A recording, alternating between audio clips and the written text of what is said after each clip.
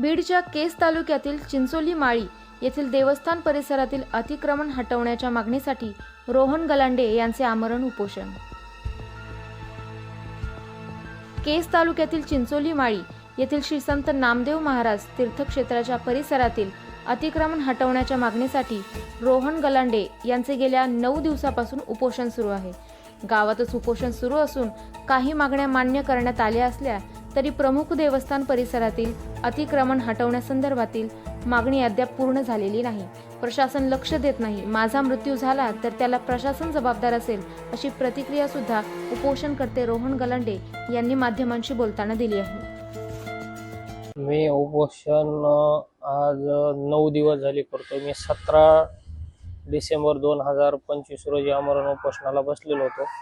माझ्या काही मागण्या मान्य झालेल्या आहेत, परंतु जी माझी मुख्य मागणी होती की श्री संत नामदेव महाराज तीर्थक्षेत्रातील अतिक्रमण हटविण्यात यावे, तसेच चिंचोली माळी जिल्हा परिषद ग्रामीण महामार्गावरील न्यायालयीन प्रक्रिया वगळता श्री संत नामदेव महाराज नागबेट वस्ती अतिक्रमण हटवून नालीचे काम सुरू करण्यात यावे, या मागणीला प्रशासन टोलवाटोलवीचे उत्तर देत आहे।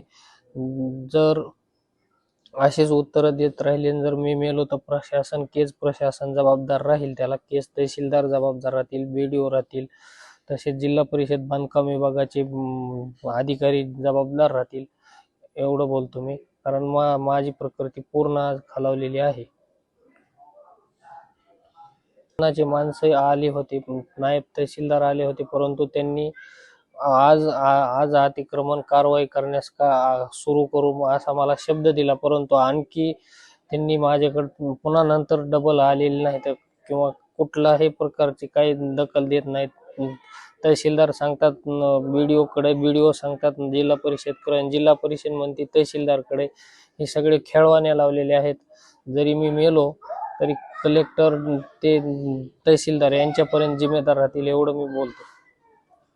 तुमची आंदोलनाची पुढची दिशा काय असेल? पुढची आंदोलनाची दिशा एवढीच राहील, एकतर मी मरल किंवा मग पूर्ण केज तालुक्यामध्ये पूर्ण उद्रेक करण्याचा मी निर्णय घेतलेला आहे। उद्रेक होणार, कारण मी आज जवळपास 9 दिवस झालं उपोषण करीत असून प्रशासनाला कुठलीही जाग आलेली नाही किंवा माझी जी मुख्य मागणी ती प्रशासन मान्य करीत नाही। त्यामुळे मी चिंचोली माळी ते आपलं केज ते कळंब महामार्ग अडवून उग्र स्वरूपाचे आंदोलन करणार आहे।